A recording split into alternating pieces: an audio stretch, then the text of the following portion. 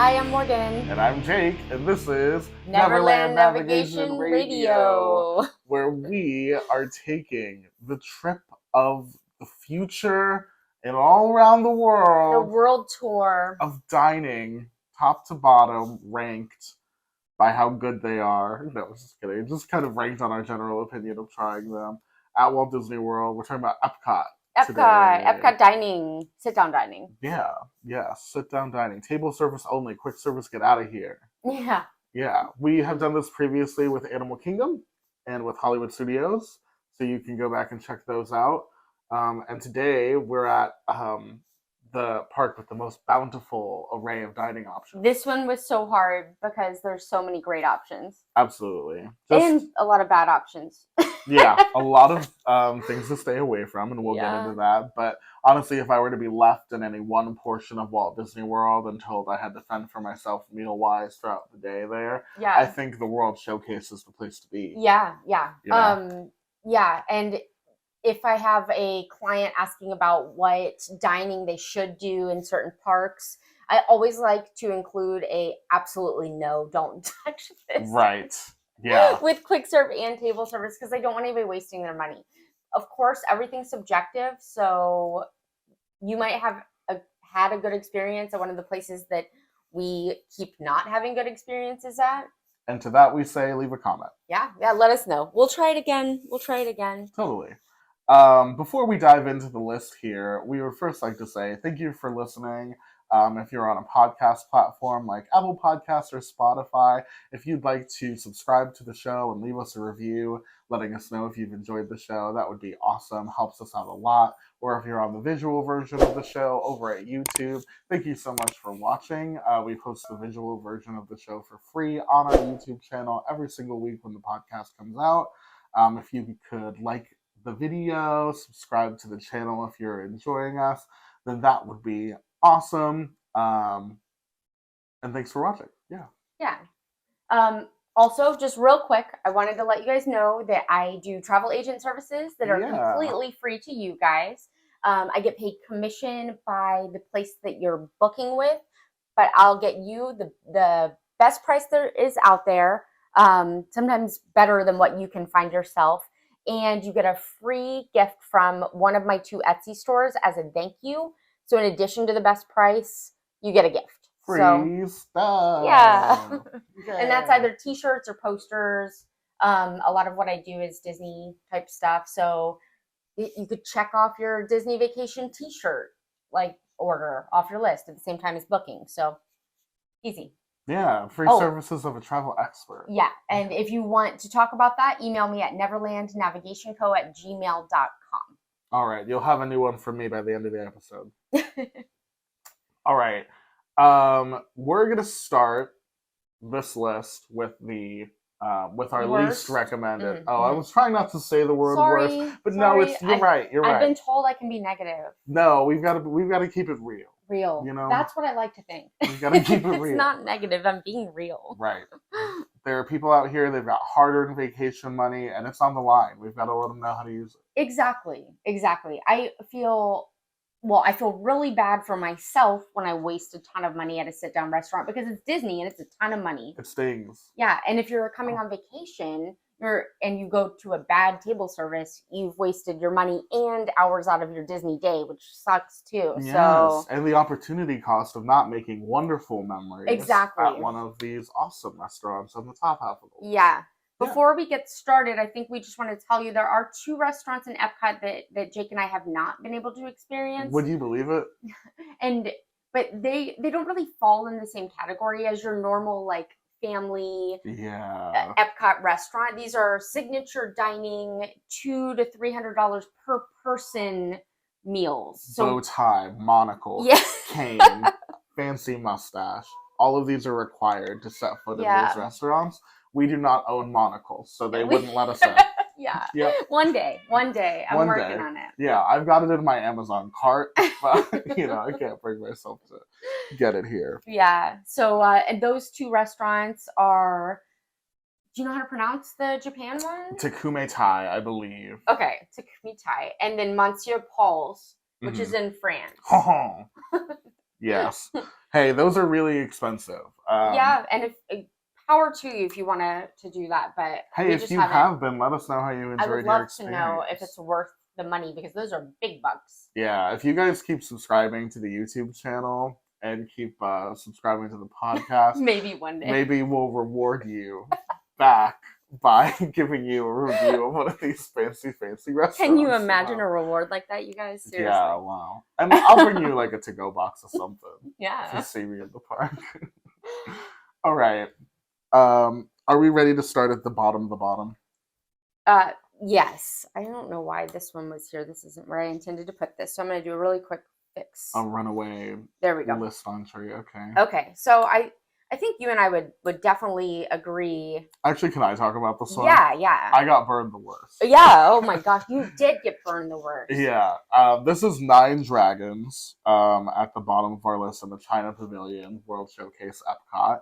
On the outside, it seems like a fairly unassuming, regular, Americanized Chinese food eating experience. What they don't tell you is that the food is garbage, which we like. I would never say. I don't think about any other restaurant in Walt Disney World, even some of the ones that might be garbage. But this one, genuinely, the food was so inedible, sub cafeteria level food that I felt fooled that I had spent my money there. I felt like I had been like taken advantage of. It was bad. What I got was better than what Jake got, but it was still just mediocre at best. But what Jake got should not have been allowed. It was like a beef and broccoli situation, which, you know, it's like a standard Chinese food dish. Yeah. But Morgan described it best when she tried it after I had taken He gives me one bite. And she goes, that's a Salisbury steak. That's a frozen TV dinner Salisbury steak, you guys. Yeah. I have never sent, I don't think, anything else back at Disney ever. Like budget cuisine meals, frozen Salisbury steak. Yes, kids cuisine level. Yeah, kid cuisine. Oh my gosh, it was so bad. That was rough. You sent it back. They didn't seem to care that much. Yeah, but if anything, I'm grateful that it gave us a baseline for how bad the food can be. Yeah. You know? So anyway, this is the perfect example of something that may look like something your entire family will enjoy. It's on the lower... Right, you think, oh, we like Chinese food. Yes, yeah. And it's lower in price, not than the average Chinese food restaurant. It's more expensive. It's double the regular Chinese restaurant. But less expensive than many of the options around the World Showcase, so you could see how someone could very easily fall into eating here. But that's exactly what you've done, is you've fallen into eating. Yeah. Here. So it's best to kind of skip this one. Yeah, don't waste your money. Don't waste your time on this one.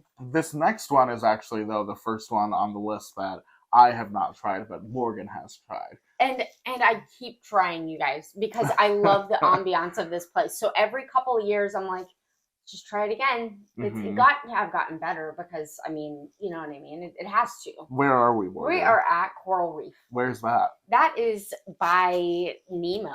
Yeah. Yeah, the Living Seas Pavilion. Yeah, I love... In Epcot. I love the... They're all in Epcot. I love the look of the inside of this restaurant. One wall is part of the aquarium, the Living Seas Aquarium. So while you're eating, you get to watch the fishies and all the, you know. And try not to think about it. Yeah, you try not to think about it because they mostly serve seafood. Right.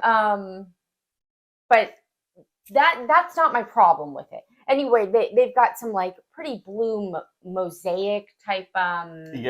Yeah, decor. The booths and tables are kind of in a tiered system where like there's a level of booths and tables, and then you take like a step or two steps up, and there's another level. That way, everybody can see the aquarium. There's no bad seat. I love that. Awesome. Love all of that. Want this to be a good restaurant. There were some 90s sitcoms that had episodes that were filmed in this location. Aww. Yeah, I think a Full House episode. Mm-hmm. So I want to love this location with my whole heart. Also, by the way, I'm a super, like, seafood is my favorite cuisine. Yes. I don't see how you're going wrong with me on this one. Yeah, it seems, and it's such a unique concept. Mm-hmm. Before there was Space 220, this had to walk so that could run. Like, yes. Immersive theming-wise, you know what I mean? Yeah, because this was built, like, I don't Yeah. I don't know the year, but it's been around for as long as I can remember. And the Full House was filming episodes there. It's been around since at least the early 90s. I thought it was original with the park. It might be. I don't really It know totally for might sure. be. But you know what? I think it is because it's got one of those VIP lounges built into it that they really only built in that first wave of attractions, because every pavilion in Epcot has one, and the Living Seas one is within the Coral Reef restaurant. So that leads me to believe it is original with The park. VIP lounge, like, tell me about that. Well, in each pavilion, there was a space that could be accessed only by employees of the company who was sponsoring each attraction. I remember you told me about this. When they were visiting the park. I was wondering and they if had you like meant, exclusive amenities. Yeah, I remember when at one point teachers were allowed to go to specific cool areas of Epcot, like a Yes. long time ago. And I always think, oh, I hope they bring that back so that my mom can go because she's a teacher. Yeah. But they haven't. It's not there really would a be too thing many anymore. Yeah, I think there would be too many. So that's not that. That's different, right? Yeah, that's a different. There were spaces. I feel like that was by Spaceship Earth. Yeah, behind Spaceship Earth was one. I think that's the one that I've heard talked about the most. Yeah. I don't know where the other ones were, but yeah, that's in the Coral Reef, so it probably is that old. And honestly, you could see how it's such a unique, well developed concept. It feels very old school, first wave Epcot. Right. You know? So yes, you're right. It's been around forever. I don't understand why it's been so bad for as long as I can remember. Yeah, it's hard to believe. I went in 2016. I think there was a time in between then and now, but I even have gone in the past like year because there's always a reservation available because it's terrible. When I went in, not super recently, within the last year, there was like nobody else in the restaurant. And that's like such a bad sign for a Disney restaurant. Yeah. The food was bad. Because Epcot probably wasn't not busy. No. You know? Yeah, Epcot's never not busy. Right. You know what I mean? But they have a lot of dining choices. So Yeah, sometimes restaurants, the ones that maybe aren't doing so well from like a word of mouth point of view, or even just from a standing out amongst the options point of view, sometimes they get left with those lower crowds. But it does unfortunately say something about the restaurant that they're not filling. You know what I mean? Right. But the food was bad, the service was bad. It was a rough experience. And that I'm talking about the time within the last year that I've gone. It was not great the other times I've been either. And it is not inexpensive. It's not. I would really relate it to Nine Dragons in that, like, you think, oh, well, this is a lot cheaper than a lot of the other options. Oh, okay. Yeah, because it's a la carte, so it's not. I've never even been tempted to eat here, so I've never even. Yeah, you don't like seafood, right? Yes. And I always think. Oh, and it has a reputation for being bad, subpar food-wise. Yeah. So with those things combined, and I can't get past the fish eating thing. I just think it's weird, but you know, I could probably be persuaded to push through that end of it, but the bad food quality, to me, that's tough. We should try it together for this job, but if they come out with a new menu, okay, deal.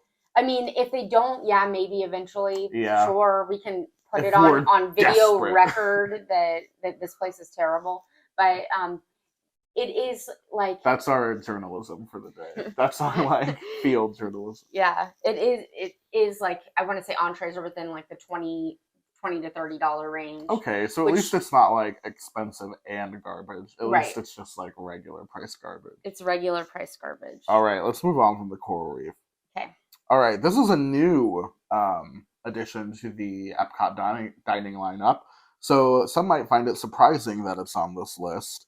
But it's Le Crêperie. And to be fair, I've been here once because it's newer. Yep. So maybe another try would help. I had really high hopes for this because you just built a restaurant next to Remy. Yep. This should be flipping amazing. Food quality, one would think, would be at top of mind. Yeah, right? You watch Ratatouille, the movie, you're thinking about food the whole time.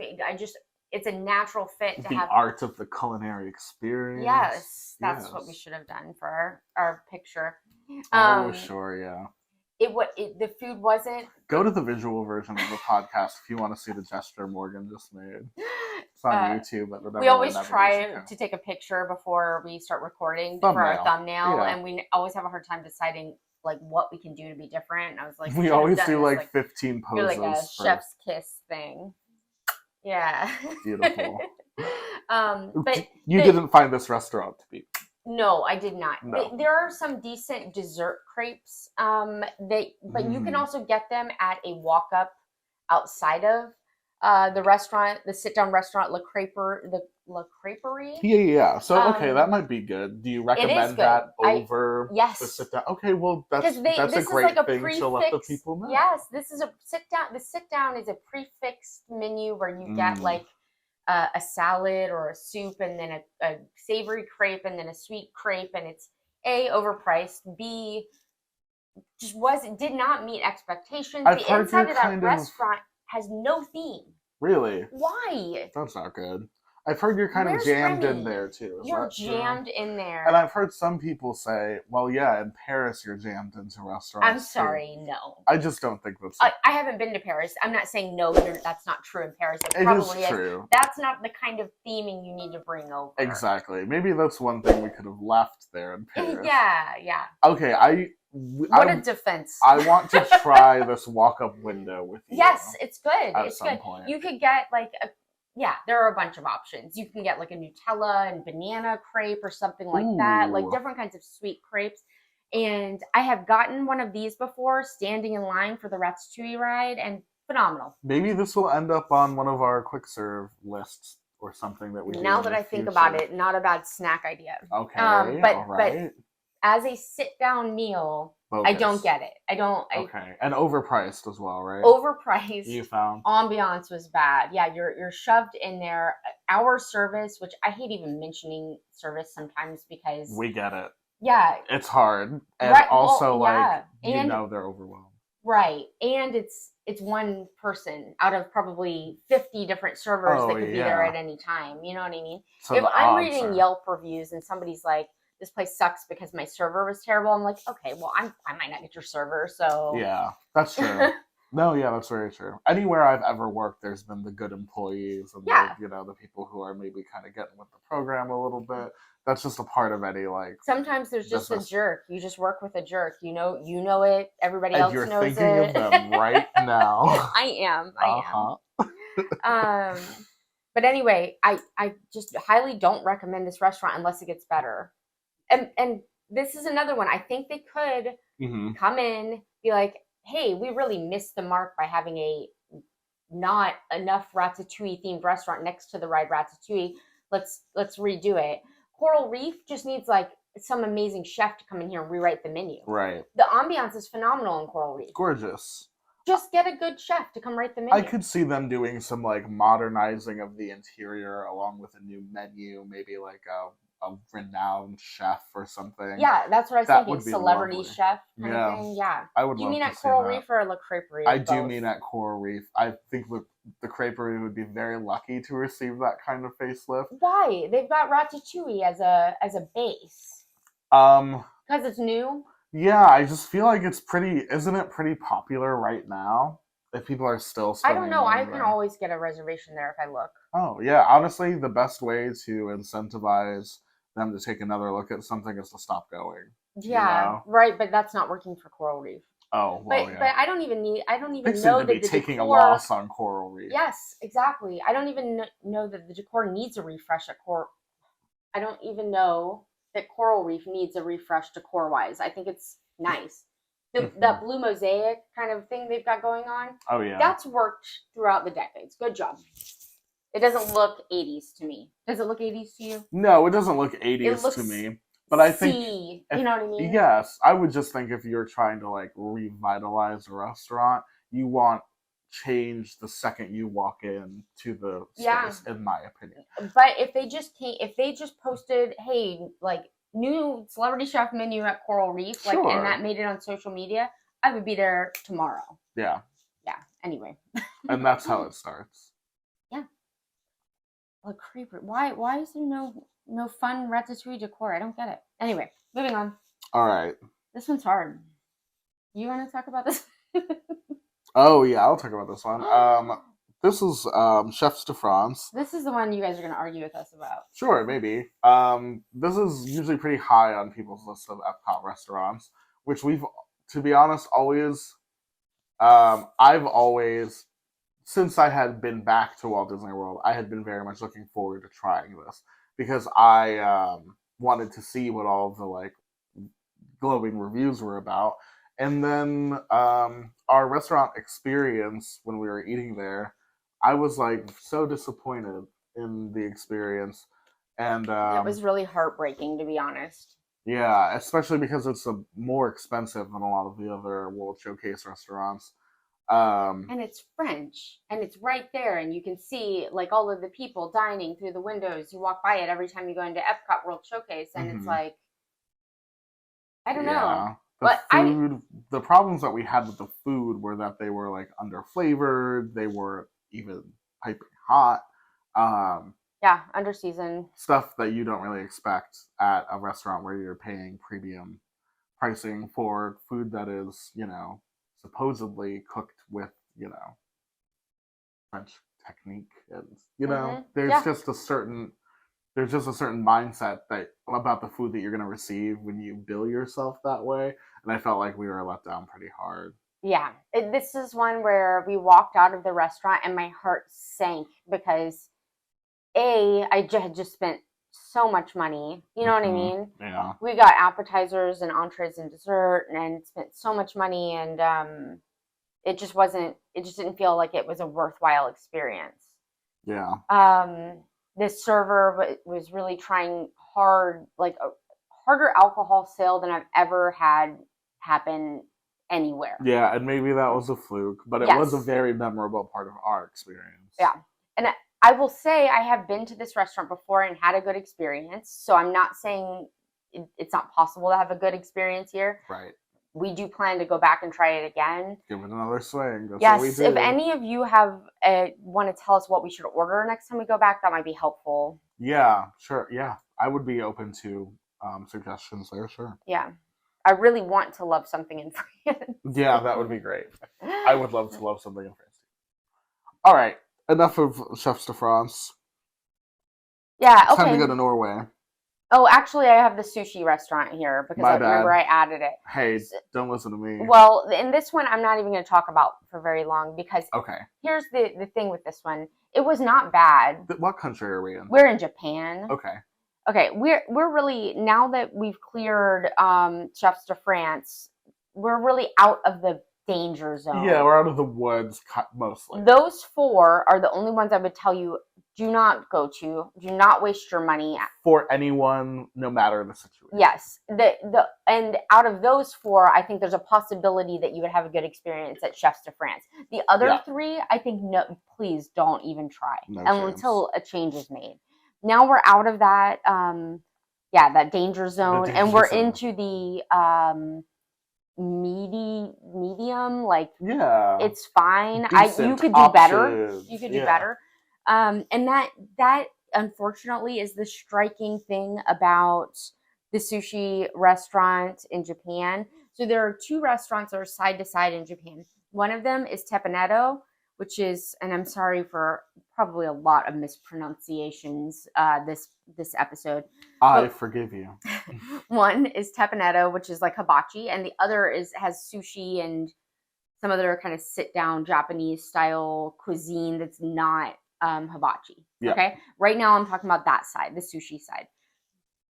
Shikisai or something. Or something. I'm willing to pronounce that incorrectly just to give you some indication of what we're talking about. I think I did a good job. You did. I just can't imagine Epcot in my mind like that right now. So, like, just in case. The fact that I've been there and didn't know the name is... Yeah, it's just because I've never been restaurant. There. That's why I can't, like, picture where it's at. I've never set foot in there. Yeah, it's like if you go up... Well, you know where you go up to go to hibachi? It's just on the right of that. It's just... Oh, okay. It's that same room. It's just a split room. Gotcha. Anyway, it was good. It just wasn't amazing. Mm-hmm. And it wasn't themed in any way other than being a Japanese space. Okay. And it was overpriced. That's all I'm saying. That's the end of my review with this one. Okay, it's fine. Enough. It's fine. I'm not saying it's a bad choice. Middle of the road. I think you can do better. Gotcha. So then the next one, just jumping right into the next one. Ugh, you want me to try to pronounce this? I meant to look it up before we started. I think it's Akershus. Okay. I'm pretty sure. So this is Norway. Yeah. Hey, we've arrived at our first character dining of the evening. Yeah. Yay. So this, and that is really the best part of this restaurant. It is princess dining. I'm not speaking to their breakfast option. This one, as well as Garden Grill, which we will get to later, have a character breakfast option that I haven't been to, that Jake hasn't been to. Mm-hmm. And most of the character breakfasts are pretty much the same. Right. They've got the standard breakfast type stuff, and it's all done good or fine, somewhere in that range. Yes. I'm talking about the Akershus, or however you pronounce it, mm-hmm. Meals. Yes. And it has changed since the last time I was there. So I can't even say that much about it. I will say their food, it has a Norwegian, it's Norwegian food. Yes. So it's a little bit different than what most people are used to. Yeah, that makes sense. But you get to see all four princesses, or mm-hmm. all four. I think it's four princesses. Yeah. Hey, I'm seeing on this website that Mary Poppins is part of the princess rotation here. So then that's changed too. Why are y'all doing that? I don't know. They took Mary Poppins out of 1900 Park Fair for some very interesting choices. Did you see who the people they put in 1900 Park Fair are? I did glance that article when it came out. Yeah, we're jumping to Grand Floridian just for a second. It's on the monorail loop, so I think it's fair. They have just reopened 1900 Park Fair, and they used to have a character breakfast that included Alice in Wonderland and Mary Poppins. Yeah. And then some characters that go along with them, like the Mad Hatter. And listen, right now, you would think even now more than ever they would want to embrace that, because they have a children's water feature that's Alice in Wonderland themed. Yes. And now all of their rooms have Mary Poppins furnishings. It's like the theme of Grand Floridian is Mary Poppins now. Even like Citricoast got a Mary Poppins like refresh. Uh-huh. And then they took those characters that like kind of are part of the theme of Grand Floridian away and added in Aladdin and Tiana and Maribel from Encanto, mm-hmm. and Cinderella. Weird choices. I'm like, maybe they are going to bring back the tea experience, the tea service with Mary Poppins and Alice, because they both have tea. Who's the last Disney character you'd expect to see in the Grand Floridian? I'll go with Aladdin. Aladdin is definitely a very strange choice. I agree. I just don't get it. I don't get it either. Maybe I'll be so deep in strawberry soup. Yeah, it won't matter. Right. You'll have like a sugar high. Yeah. All right, where are we actually? We're in Norway. We're in Norway. Yeah. So you think the menu is too Norwegian? Well, is that fair? That's not really fair, right? It doesn't have enough for the not so adventurous eater. Uh-huh. Or someone who just isn't a huge fan of this particular flavor palette. Right. I think the only way you're going to really enjoy the food here is if you have experience with Norwegian or even Swedish, like something close type food. Lingonberry. Yeah. Oh my gosh, my husband loves lingonberry. So when he got something from there, he was like, "Oh my gosh, this is the best thing ever," because it was some pork or chicken that had lingonberry. Ooh, that sounds good. Yeah, and it was good, but I don't know. I'm just saying. Norwegian meatballs is a big thing there. I'm not going to try to pronounce any of this stuff. Sure. Come on, Morgan. No, I'm just kidding. Nope. Kidding. I don't know. It's $67 a person. Hey, you said all you need to say. That's meatballs for $67 a person. Is that all I need to say? Okay. Well. But there's princesses. Well, what I heard was that the menu wasn't right for you. The price was pretty high. The price was too high for the menu being Mary so Poppins wrong for me. Being called a princess. Hey, good for her. Good for her. No, I don't think she would want to be called a princess. Yeah, she'd be offended. She's your nanny. You're right. You're right. She's that type So of maybe they lady. don't call it Princess Dining anymore. It's called Royal Banquet Hall. Huh, interesting. Where did you see Mary Poppins is there? Does it say who else is there? It was a non-Disney website, so I'm not going to say their name. Well, don't do that, yeah. Okay, well... Yeah, because Disney doesn't list them. So I had no choice. And that makes sense, because they probably want to be able to swap it out. You don't like that? No, I'm paying how much? Tell me who I'm going to see. It's a good point. Who's waiting It's for a fair me? point. Who's going to be there at breakfast, who's going to be there at lunch, and who's going to be there at dinner. Mm-hmm. I deserve to know. I'm paying all that money. Yeah. It's crazy to me that they wouldn't, but whatever. All right, let's get out of here. Wait, does the article that we're not mentioning also name the other princesses, or no? Yes. So okay, I will say if the Norwegian-inspired desserts are the same as what they were when I was there before this menu changed to family style, those desserts were really amazing. But you can get them over at the bakery. The bakery. Or whatever it's called. This says, and this might not be right, just fair warning. At breakfast, Snow White, Cinderella, Belle, Aurora, Ariel, and Mary Poppins. At lunch, those same people. And at dinner, those same people. Okay, so they're just listing it 3 times because so that's that was something the 4 that were there before plus Mary Poppins. Okay. Poor Mary Poppins. They're like, we kicked you out of 1900 Park Fair.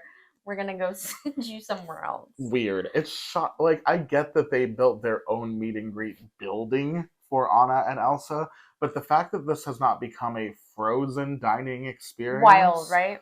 Is such a missed opportunity to me, especially knowing that they can craft. That's how I feel about because Remy. They did it on the cruise ship. I know. Oh my gosh, the cruise ship Arendelle restaurant is mind-blowing. Plop it right into Epcot. I demand it. I didn't even think about that. You're right. That would be awesome. And close that darn meet and greet and put the Viking ship playground back there. No, I'm just kidding. We went too far. We've gone too far. We need to cool down. All right. Let's get out of Norway. Let's go to the next one on this list. Tutta Italia. Yeah. As 2 red-blooded Italian marinara sauce drinking out of the bottle type of people, we actually enjoyed this restaurant. We did enjoy it. Yeah. But we found it, expensive, right? Wasn't that it? Was a little expensive. It was a little under-themed. Yeah. And I think at the time we said we have had better Italian food. Yes. For less money. Yes. So there's that. Yeah. It was good.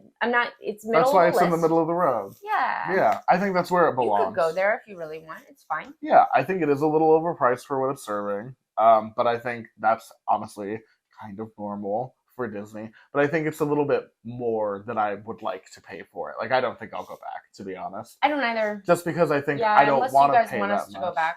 I would much rather go somewhere else on this list. Yeah. Yeah. There's even somewhere else in this country we'd rather go, but we will come to that later. Oh, yeah. But yeah, Tutto Italia, it is decent Italian food, I would say, and it is... It's good, yeah. Yeah, we thought it was good, yeah.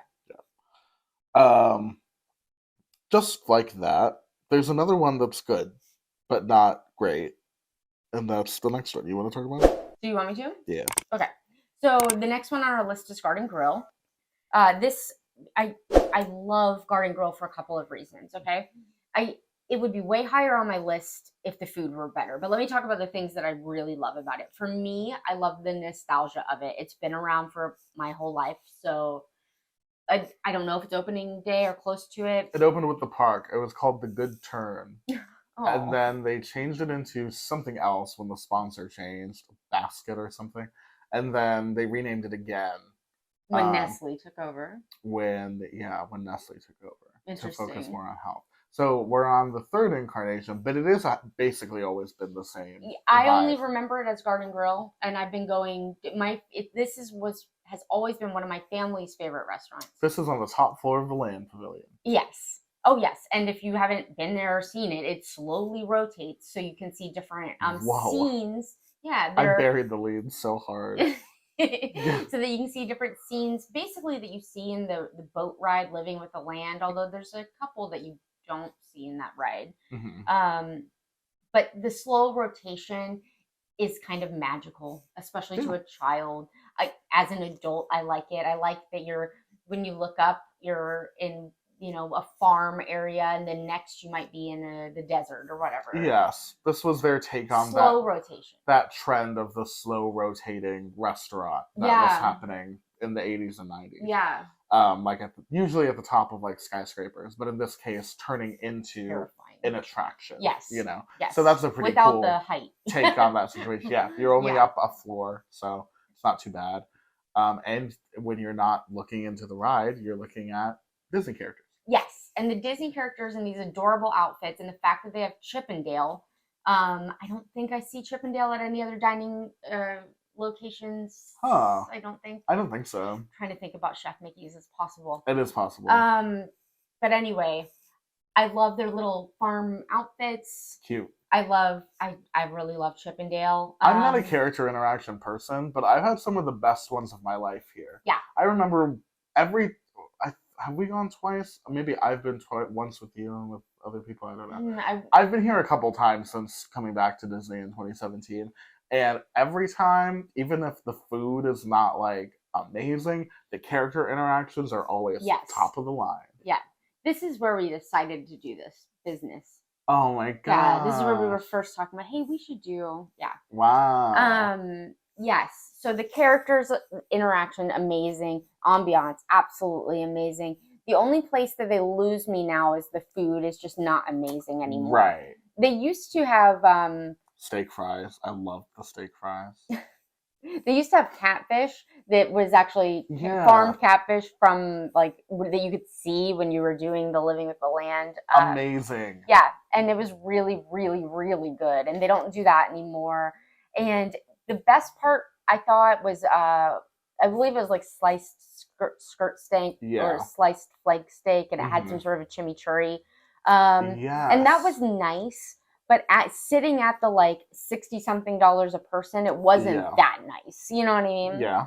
And the other stuff on the menu are pretty basic. It's like chicken and mashed potatoes. Right. The mac and cheese is really good. Yeah. They put goldfish crackers on top. Oh, that's right. They do. Yeah.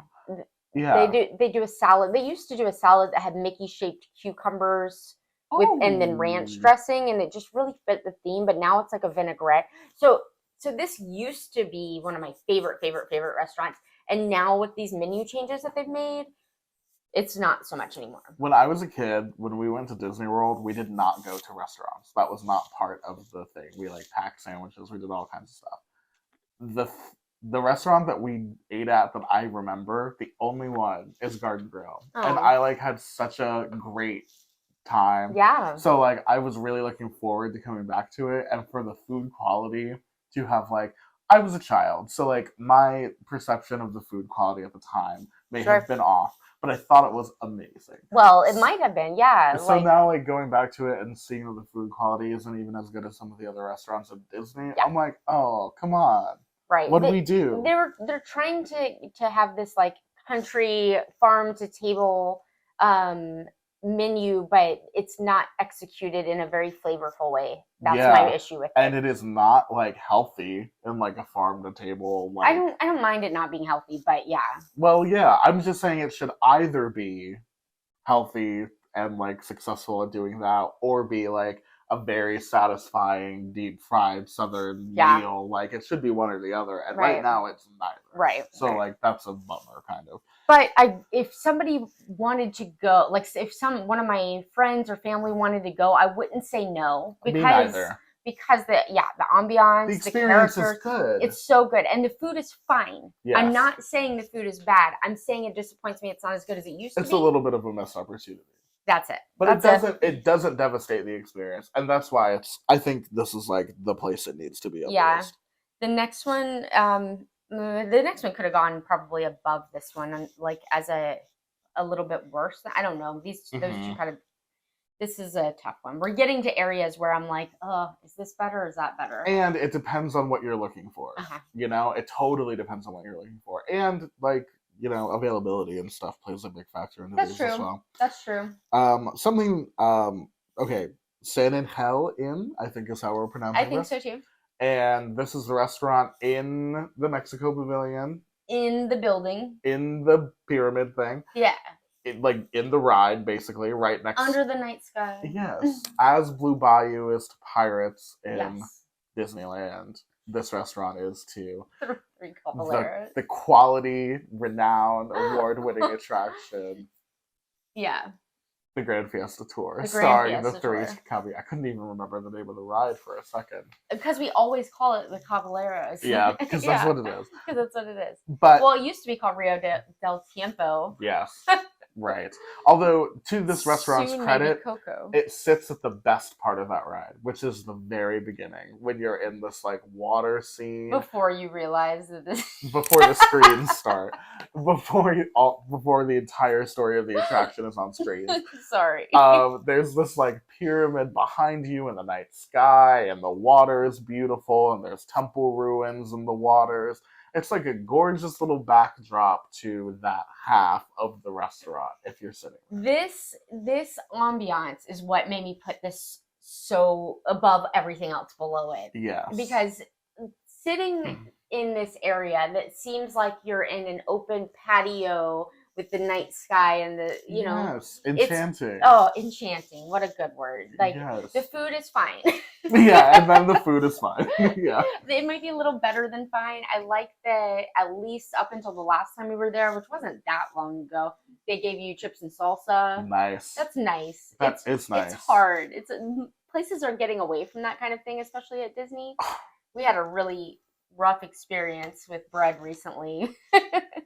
As people who love bread, people who love to be served something before the meal starts, I love that. Like that to me. And at Disney, you when you're going to a restaurant, you're usually absolutely starving. Like it's true. So because you've been walking. Hiking. You've been walking and for a lot of parents dealing with your kids and their moods strapped to you, the child and the heat and everything. And I just like, please just give me something as soon as I sit down, like, and so that I can decompress. Mm-hmm.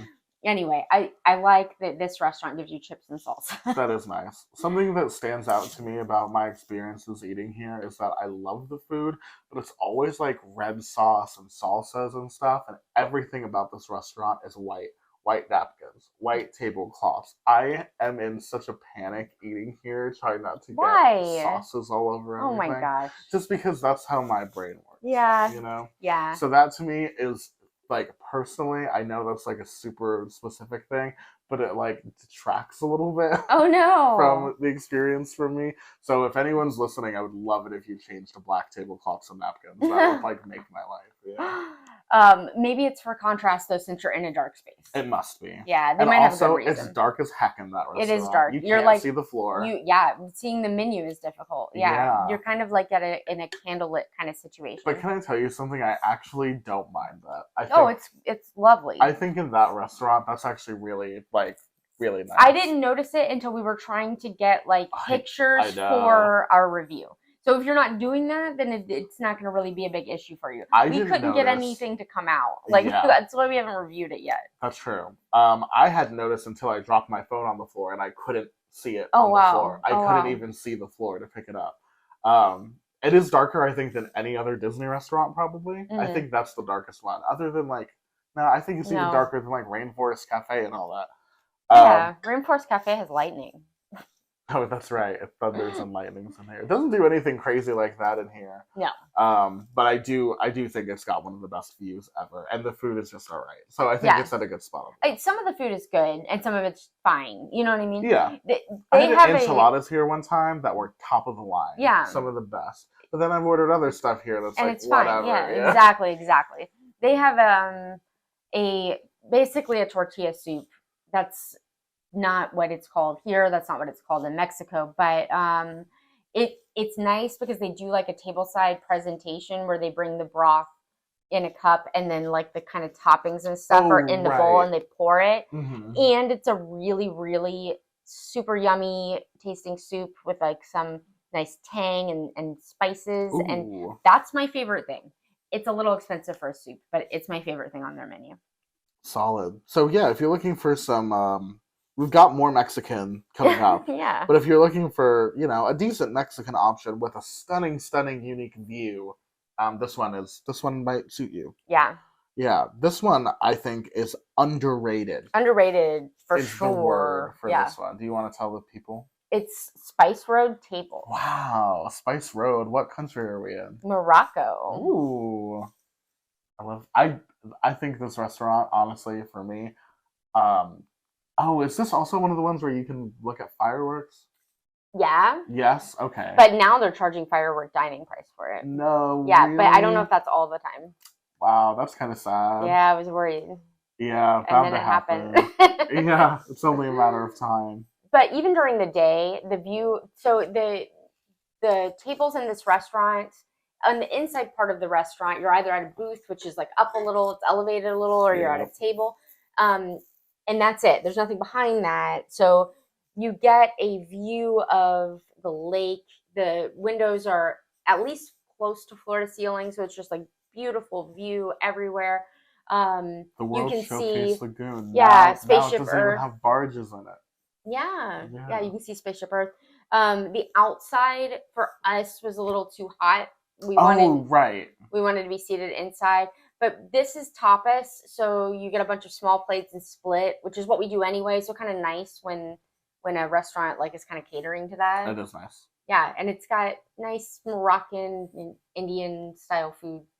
Yeah. Very, very flavorful. Yeah, a lot of flavor, a lot of spices on the Spice Road table menu, which is, fitting. Yeah. I really enjoy it. I see that it's like usually you can get a reservation for it. It makes me scared. Makes me worried. Yeah. But hey, maybe they'll get people paying firework prices in there. Yeah. Yeah, you never know. And it would be a gorgeous place to watch fireworks. Yes. All right. All right. The next one, did you want me to? Yeah. The next one on the list is the hibachi place in Japan. Yeah. So there's not much to be said about this because it's a pretty standard hibachi, although it is one of the best, if not the best hibachi I've ever had. Oh, nice. Yeah. And I like hibachi, It's a fun experience. Yes. The other thing that's cool about this is the ambiance is not anything special. It's a normal hibachi place. But you know how when you're at a hibachi, you're seated with a bunch of other people and you wind up in conversations? Right. Well, these are all Disney people. So you get to have conversations about Disney and what's been like, what you like, what you've done, stuff like that. Yeah. And I like that much better than going to a hibachi place local to where I live and feeling awkward about, I don't know what to talk about. You know what I mean? Yeah, it can be tough. Yeah. Tough social situation. But yeah, quality wise, this is better than any hibachi that I've been to, and it doesn't cost much more than a regular hibachi. Hey, that's awesome. Yeah. During lunch, if you're a pass holder, you get a discount, but not dinner. This is at a good spot in Japan as well. Mm-hmm. I like that you can pair this meal with wandering through the Mitsukoshi gift shop. That's fun. That's a fun Epcot experience, in my opinion. Yeah. I can't handle that gift shop because of the smell of incense, but for people that can. Oh, that's right. I forgot that you're averse to that. Yeah. I don't even notice them until I get there, to be honest. So I just have a really strong sense of smell, and incense is very overpowering to like my whole. We've just cracked the code. When I'm feeling too motion sickness prone to deal with Guardians of the Galaxy Cosmic Rewind, I need to wander through Mitsukoshi so that we can do the things we can't do at the same time. Yeah, good idea. Okay, got it. I'm also on the search for something to cure your motion sickness for Guardians reasons. I'll bring you some nose plugs for Mitsukoshi. That's fine. It'll be perfect. That's fine. I would do it. I'll take a Dramamine. See? I've actually been meaning to bring one with me to try to do the ride to see if it helps me. I just always forget to bring I'll bring it. I'll bring it. I'm going to put it in my Disney purse right now. Yeah, I want to see if it makes a difference because maybe it'll make a big difference. Yeah, because they say they're non-drowsy, so. Right. Yeah. But there was something I sent you a link on Instagram the other day because something came up that was like, cures motion sickness on roller coasters. I haven't opened it yet. I never opened Instagram. No, it's fine. You should talk about the next one. Oh, sorry, I lost my place. You want me to show you? Oh, no, here we are. Yes. Okay, thank you. I love this restaurant. Mm-hmm. Okay, this is also, like, really immersive vibes, but also this is just like Tempranillo where sometimes you eat with other people. Yeah. So that unites them. Beer garden in the Germany pavilion of Epcot. And I normally wouldn't be okay with eating with strangers because I just am not. But in these Disney situations, you've got Disney to talk about. It does help a lot. The blow a little bit, yeah. What's more important about this restaurant, in my opinion, is that it's got a buffet of German foods, and then B, it's set within this beautiful German Gorgeous. village like facade room that you're in, Mm-hmm. with like a stage where there's like traditional German entertainment and stuff. Yeah, live music. Yeah, it's like an indoor outdoor scene, which I love when Disney does I that. love it when they do that. And you really feel fully enveloped in the experience, and you get to pick from something great about these more culturally centered menus is that if it's a buffet, you can pick what feels more appealing to you. Yeah, yes. And I love that about Beer Garden. Yes, and even with this one, there are some. I mean, buffets always seem to have that like kids table that has some, Americanized stuff. Yeah. For like if you're traveling with kids that aren't gonna try Jaeger Schnitzel or whatever. Although they should, it's good. Yeah, make them take a bite. Maybe they'll like it. But we get it. Yeah, we get it. You gotta have a kids. Yeah. Options. Their food is good. It's consistently good. Buffets are never my number one because I really like my food super hot and fresh. But Right. For a buffet, this is a really good one. This is among my favorite buffets, if not just for the theming, also because of the variety of interesting food. Live entertainment is like such and that too. Yeah, it's such a value increaser and kind of rare at Walt Disney World, which you wouldn't really think. You would think dinner shows would be like part of their thing, but not really. No, it is on the cruises, but not so much on the unless on the you're land. doing Hoop-de-Doo Review over at Fort Wilderness, which is, I think, it's such a small percentage of the park going population probably cares about or knows about. I think that's it. I think it's knows about. Yeah, knows Plus, about. It's a little expensive and a little out of the way. Of course. But if you're looking for dinner and show, this is one of the only places you can go. But it's a good thing it's a good one. Yeah, right. Yeah. And yes, it does feel kind of like you're in a little German town. And it has nothing really to do with Disney. There's so few things left like that anymore. But the experience has like no Disney characters. It's not like Disney. Yeah, there's no IP. You're absolutely right. It's just like a German attraction. They didn't throw Snow White in there. Yeah, there's nothing. It's strange, but like I love it. It's so so old school Epcot. Yes, and to be immersed into Germany that's where you're at. So yeah, it's great. I love the Beer Garden. I do too. I think will one day they maybe turn this into a like meet Snow White and Rapunzel and which other of the fairy tales are from Germany. I don't know. They had a topiary of Miss Piggy. She is to this restaurant as Mary Poppins is to Acker's. I was like, is she German? What's happening? That is very strange. Mm-hmm. And isn't Kermit somewhere else? I don't know. Where do puppets come from? Okay. Yeah, I love the Beer Garden. I would go back anytime. Yeah. This next one could have been tied with Beer Garden. I'm not saying it's better than Beer Garden, by the way. But tell the people. It is Rose and Crown in the UK Pavilion. Woo woo. We have had a really good experience at this restaurant. We've only eaten there once. I thought we've eaten there twice now. I don't think so. Okay. Do you remember sitting anywhere besides where we sat? Yes. Oh. Okay. One time we sat more toward like the bar side. Mm-hmm. And then one time we sat more toward the center, I guess, of the restaurant. You could totally be right. Yeah. Mm-hmm. Yeah. But both times we enjoyed it. So consistently good. Yeah, consistently good. I would love to get this restaurant sometime during fireworks. Yes. Because they've got an outdoor patio kind of seating area. They've got fireworks viewing prices now. Do they? Yeah, I just saw when we were looking today. Yeah. Oh my gosh. Isn't that wow, you have to pay. This didn't used to happen. This is new. And it seems like it's happening kind of slowly. Or I'm finding out about it slowly. And what a disappointment. But okay. But still true that there is fireworks viewing here. Yeah, I wasn't wrong because now they're charging you for it. Yeah, it's just probably going to be more now. Or maybe they're just billing it separately. Is there any chance that the pricing will be the same? I'd want to say no. not in our current Disney World, no? Okay, got it. So. Understood. But, I mean, it's worth looking into. Okay. But either way. Yeah. Yeah. The quality of the restaurant is wonderful. Yeah. You feel like you are in a small English village, like pub or dining hall or whatever. I mean, it really, they did a good job of making it look like that. Yeah. There's like authentic detailing, like even the way the glass is cut. Yeah. Is like signature to like UK dining venues. It's like an authentic thing that they do. But also like there are a bunch of plates on the wall and newspaper clippings of like British news and stuff. And it all comes together to really, really give you like a local feeling. Yeah. So let me start by saying I always get nervous when I see menus that have like 6 entrees, and I'm like, oh my gosh. Oh boy. Yeah. But sometimes that's maybe the key, because they've perfected those 6 entrees.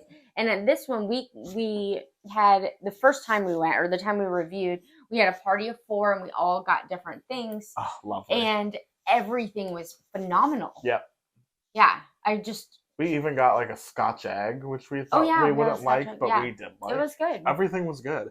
Also, fish and chips are great here. Yes. They're back to back with the Yorkshire County Fish Shop, which is like the quick service window. And we think it's the same fried fish, don't we? Yes. I liked it better at Rose and Crown, but I assume that's just because it was fresher, or right, maybe a fresh order of them. I didn't have to worry about birds while I was eating it. But either way, that same good, like crispy coating. And the quick serve you have to eat outside, and the birds are like crazy over there. Better to eat it in the Rose and Crown. Mm-hmm. Just go to the Rose and Crown. Honestly, when I go next, I'm just gonna get the fish and chips again. Oh yeah, but we liked everything. Really good. Yeah. Okay. You want to talk about the next one? Oh sure. Hey. Speaking of Europe, there's over in the Italy Pavilion, there's a great restaurant at the back of the pavilion called Via Napoli. And guess what they make? Amazing pizza. Such great Italian food. But mostly the main star of the show is the pizza. They've got the pizza ovens, the stone pizza ovens, and their traditional temperatures. What was the deal with the water? And it's water from Italy. Oh yeah, from Italy. Yeah. Yeah, the water is from they Italy. They use for the dough, so that the pH level of the dough is the same. Wild. Okay. If you say so. If you say so. Could be the tap. If you say so. Yeah. Well, I wouldn't know. I wouldn't know. That's what I'm saying. I left my pH monitor at home. Yeah. You know? But I will say it's phenomenal. Whatever yard they're spinning about the water, the quality of the food is like, it feels like a really, really good pizza. Yeah. So I'm not mad. If you want to say the water is from Italy, I will eat along and enjoy it. We have gone before and gotten the giant pizza. There's a name for it. I don't big old pizza. I don't remember the name of it. A big old pizza. You'll know it. Yeah. And it's like maybe $45, but it feeds like at least 4 people, and it's really good. It's actually a bargain if you do it right. It's actually a bargain, yes. Mm-hmm. I'm like, do we want quick serve, or do we want to split this giant, amazing, best pizza ever? Oh, it makes, every time we talk about this on the show, it makes me want it in this moment right now. And that's pretty hard to get reservation because of this. Yes, because everybody knows that's where the good pizza is. I like the ambiance in here too. The ambiance is good. There's like it's like a traditional Italian restaurant, not like a New York Italian restaurant. No, like you're in Rome. A little bit more like an actual like Tuscan theme, like, or not Tuscan theme, Tuscan like, you know, pizzeria.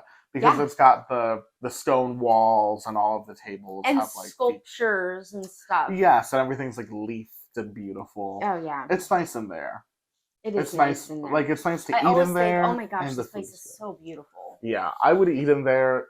If it's like my birthday and we're going to Epcot, I'm probably gonna pick this restaurant because I love it in here. Yeah, and I mean, really, you could, if you do it right, this can be kind of really budget friendly. You could spend a ton of money if you wanted. You've gotten an entree that wasn't the giant pizza split 4 ways. Oh, one time we got. But it was really good. What is that called? It's like, was it gnocchi? No, but the other thing. It's like pasta, and it's like wrapped. It starts with a T. Tortellini. Wow, I can't believe we got there. Hey, we're Italian. Yeah, we're Italian, obviously. We shared the tortellini, and I swear it was some of the best tortellini I've ever eaten. It was so good.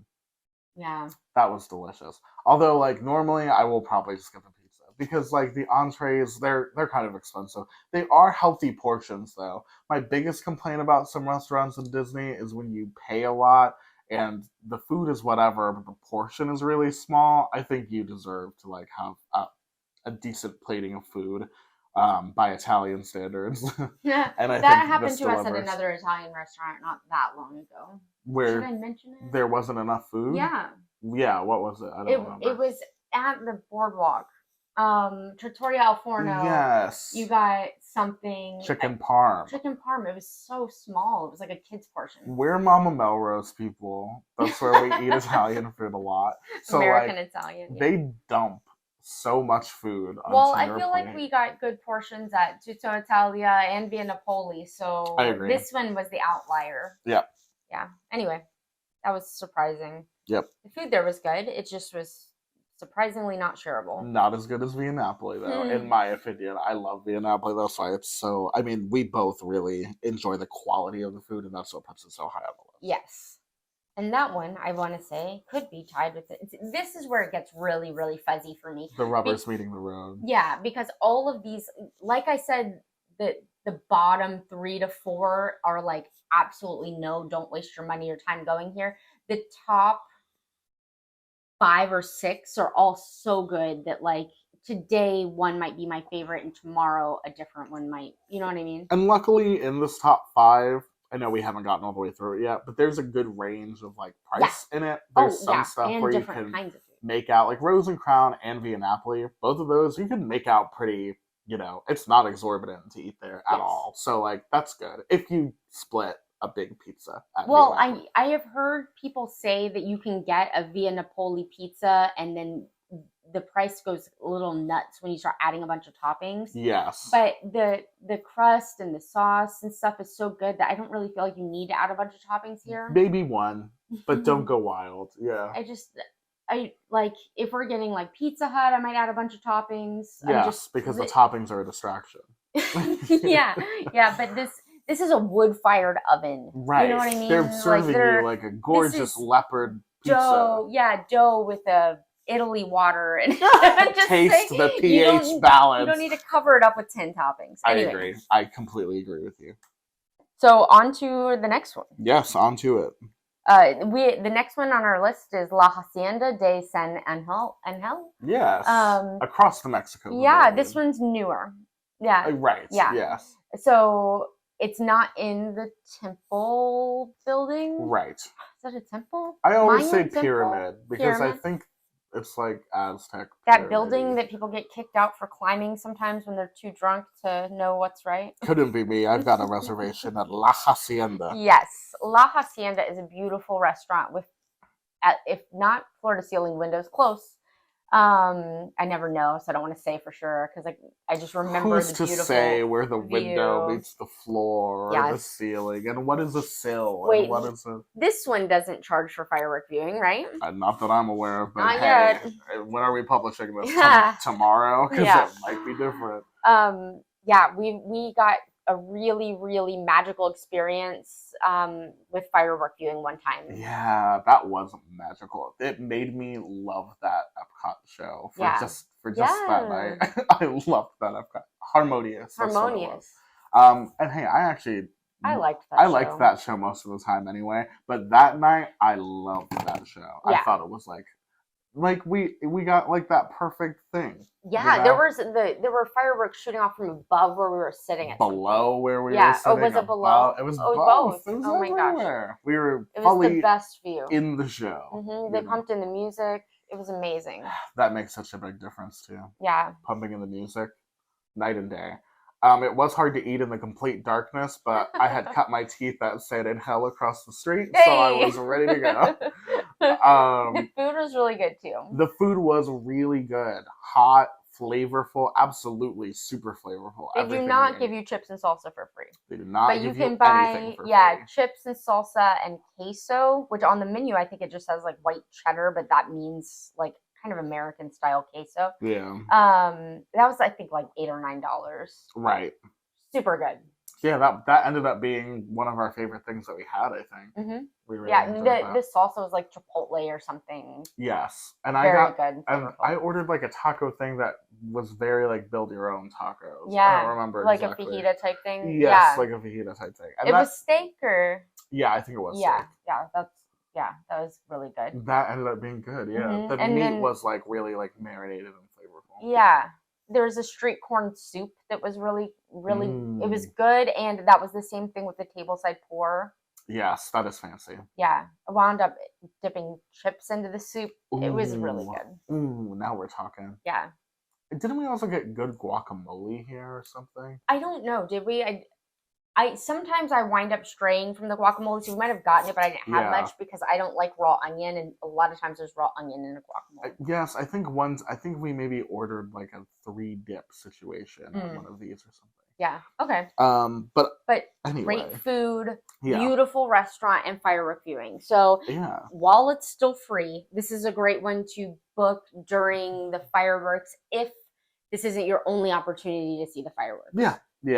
Because you're not guaranteed a table that's going to really showcase the fireworks. If you're in like a booth towards the back, then you're a little far away. You still see them, you still hear it, you know what I mean? I'm not saying and you don't maybe experience that's your it. preferred firework experience. For us as locals who see the fireworks on a regular basis, I'm fine seeing them from wherever. Yes, I am.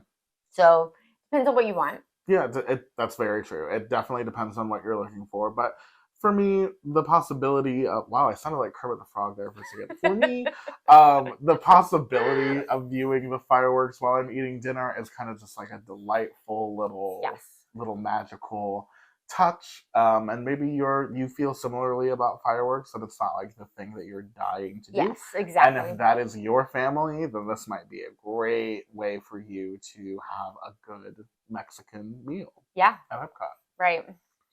And the fireworks aren't quite as loud because you're inside. Yeah, it does like reduce the popping of it all quite a bit. Yeah.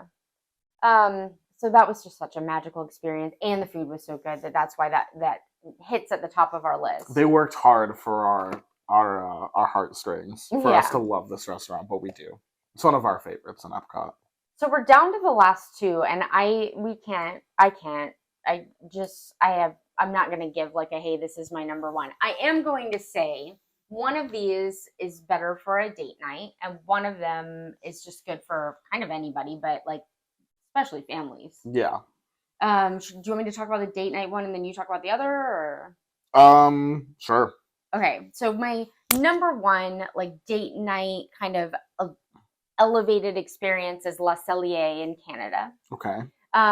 This restaurant, well, you can do it kind of inexpensively if you don't get a steak, because they've even got poutine on the menu. The appetizers are all like elevated but not crazy expensive.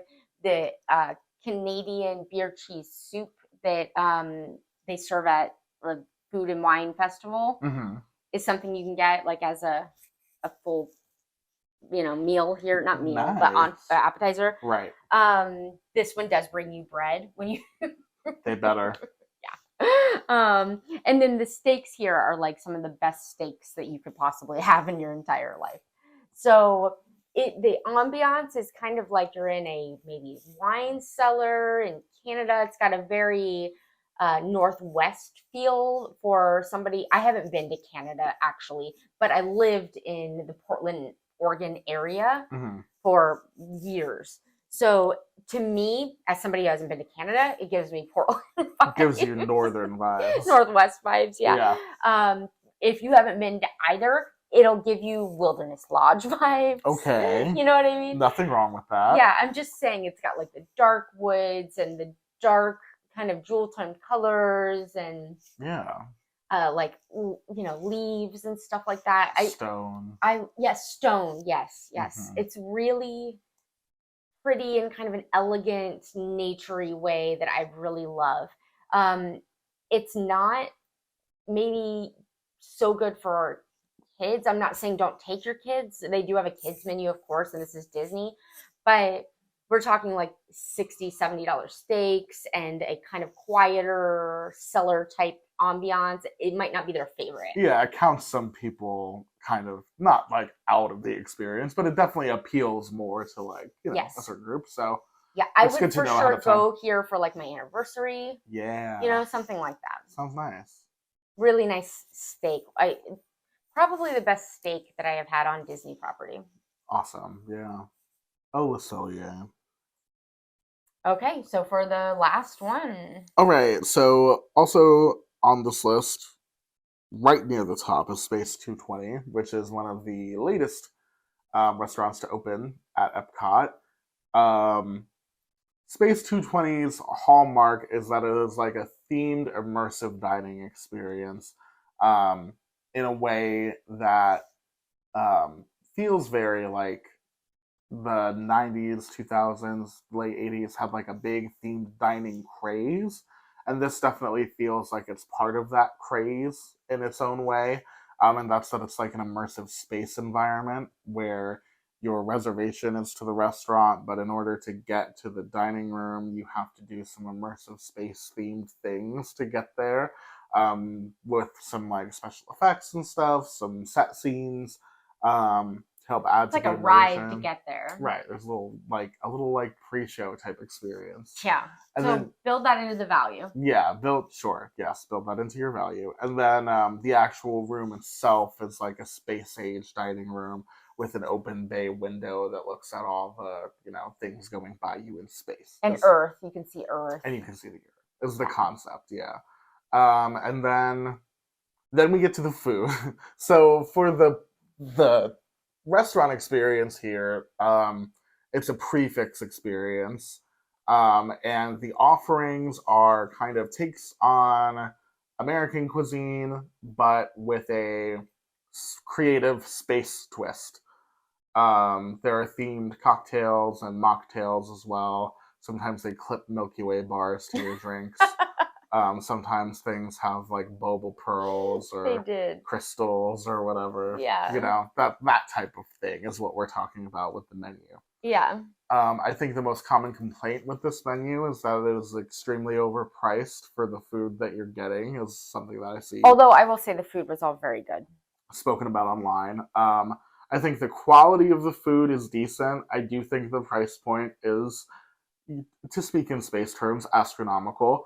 However, there is a nice alternative experience to that prefix thing, which is the only way that we experience Space 220. And this is really why this is, number one, the lounge. Yeah, we're really talking about the lounge. Because it provides you the same immersive kind of experience without committing to that $79 pricing that they're talking about. And by the way, no characters, hardly anything particularly. If you're looking for something like Star Warsy or Disney, you know, Disney space related, this doesn't really do that either. It is really amazing though, and the food is good. It's just crazy expensive. Like, yes. When you're talking a family, you know, anybody over 10 is $79. That's just wild. Too expensive. Yeah, but you can get the same experience with the same ambiance and some of the same foods at the lounge for just the price of what you're actually buying. You know what I'm going for. Those buffalo cauliflower wings. The buffalo cauliflower was so good. It's called Blue Moon cauliflower, tempura fried cauliflower with hot sauce and blue cheese dust. Amazing. Let me tell you something. Those are so delicious. I would pay, what are they, $17? Yeah. Yeah. Easily worth my visit to Space 220. Right. I'm not buying the $79 prefix menu, but I am eating Blue Moon cauliflower. Yeah. So what we have done is, with a party of 4, so I don't even want to talk about the cost that would have been at $79 a person, we will get literally every appetizer on the menu, and then we're talking like $100. Yeah. So they've got Astro deviled eggs and shrimp tacos. That's new since we've been there. Yeah. Sliders, calamari, which was phenomenal. It was really good because the sauces were so good. That Blue Moon cauliflower was definitely the best thing. A pork belly one. They have some entree options that are in like the $28, $34, $36 range. We haven't tried that, have we? No, I don't think we did end up with an entree when we've tried this previously. But much better than. I would try something from this list, although I do say I don't think there's a world in which I would not find this to be greatly overpriced. Because I'm looking at a hamburger that is $28. I know, but you got to think about the ambiance and the pre-show ride type thing. You're thinking about it as like you've been there, you've done that. But remember how amazing it was? Of course, and I accounting for the ambiance, I still do find $28 to be too high for that a burger price. And fries. Yeah, although yeah, I do think it is obviously a great improvement from the what is it $79 dinner, but I thought that was outrageous. So I only find this to be objectionable and not outrageous. Okay.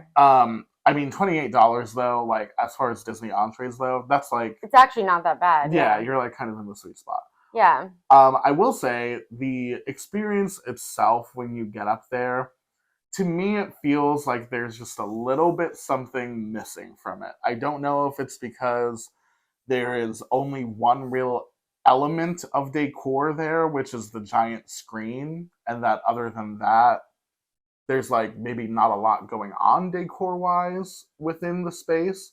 That being said, the screen is impressive and you see a lot of fun stuff out of it, so it is kind of like a fun interactive element. Yeah. But that's the only reason I'm talking about. I think some of this is like even if we're accounting for the theme, maybe can only get you so far. Although I do think you'll only do this at like there's no other real competition for this. You'll only do this experience at Epcot, so they get to add some value in being a unique attraction. Super unique. Yeah, there's nothing to compare. You're absolutely right. Yeah, I for me, I'd be fine with a 20-something dollar burger because of the place in which you're eating it. But yeah, that's not terrible. But if it's me, I'd rather do the appetizers, which I mean they're almost $20 appetizers, and we needed like I think 5 of them for our party of 4 to feel full, but we were very full. Yeah, we definitely. It's like being Napoli. You could spend a lot of money here, or you could do it differently. Yeah, and the appetizers were good. I don't mind $100 for 4 people for this ambiance. It was great. I got like some zero proof cocktail. I think it had coffee in it or something. I don't see one with coffee in it, but you're right. You're right. I remember it. It might not be on there anymore. I'll never forget because it had a Milky Way bar clipped to it. Well, yeah, it was called the Milky Way or something, right? Maybe go down to the bottom of the menu. Okay. Oh, Crew Brews. No, they must have taken it off. What was Crew Brews? Was that not coffee? No. It's beer. Obviously that's actually brewed beer. Obviously, yeah. I don't know what they've done with it. That's funny. Well, whatever. I can't believe they took away my mocktail that I actually did enjoy when I drank it. We just made fun of it a little because it had a candy bar. Because that's funny. Not paper clipped. That's how they made it space themed. Yeah. They clipped a Milky Way bar to it. It was funny. I like that. I like the effort. Sure.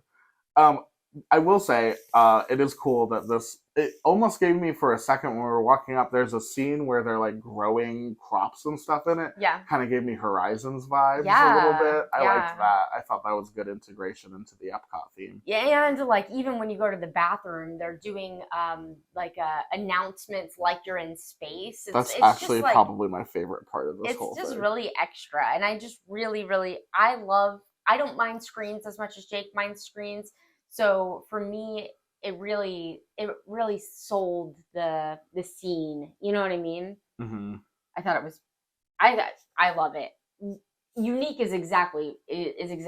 It is, yeah. It's almost like there were some experiences in Tomorrowland, Flight to the Moon, Flight to Mars, where the idea is that you're in like an observatory type setting and you're looking at either the Earth or whatever from far away, and there are parts of the experience that really remind me of that too. So there's a lot of cool like Disney stuff that I think it maybe references or has in mind when you're experiencing it that makes me think that the interior of it is a really cool idea. So I think it's worth at least visiting.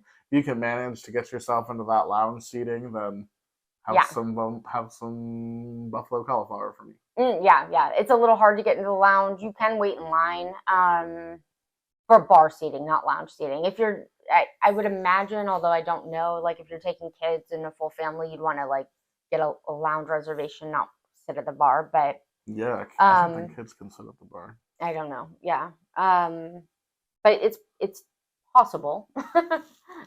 Right. Yeah. Well, there you go. There's all of the Epcot table service restaurants ranked, and I know what you're thinking. We're an hour and 19 minutes into this episode. There's a lot to eat at Epcot. Yeah, unless you want to split it. Yeah, there's a lot to eat. So no, let's leave it. Let's give the people a feast, an Epcot feast. Epcot feast. I hope you've enjoyed your Epcot feast. If you have, then we would love it if you would subscribe to the show, like and review on wherever you're listening. And also you can check us out on social media at Neverland Navco on Instagram and TikTok for short form content, food, history, trivia, you name it, we got it. And also over on, what's the other one? What? Etsy? Oh yeah, sure. We also have an Etsy shop. Is that what you were thinking of, or you mean another social media? Maybe. I was thinking maybe another social media, but surely I already said the YouTube one, so whatever. All right, Etsy it is. We have an Etsy store called Neverland Navigation where you can send us a message and tell us what your favorite whatever is, and we will send you some options for a custom shirt, sweatshirt, dish towel. And don't forget to email me before you take your next trip so that I can get you one of these things for free at no cost to you at neverlandnavigationco@gmail.com. Yeah, and if you're looking for someone who can maybe help walk you through the getting these dining the experience of getting some of these dining reservations, then hey, maybe that could be helpful for you. Yeah. Thank you so much for joining us on this extensive list of Epcot sit-down restaurants. And until our next sit-down experience, we'll see you on our next adventure. Goodbye. Bye.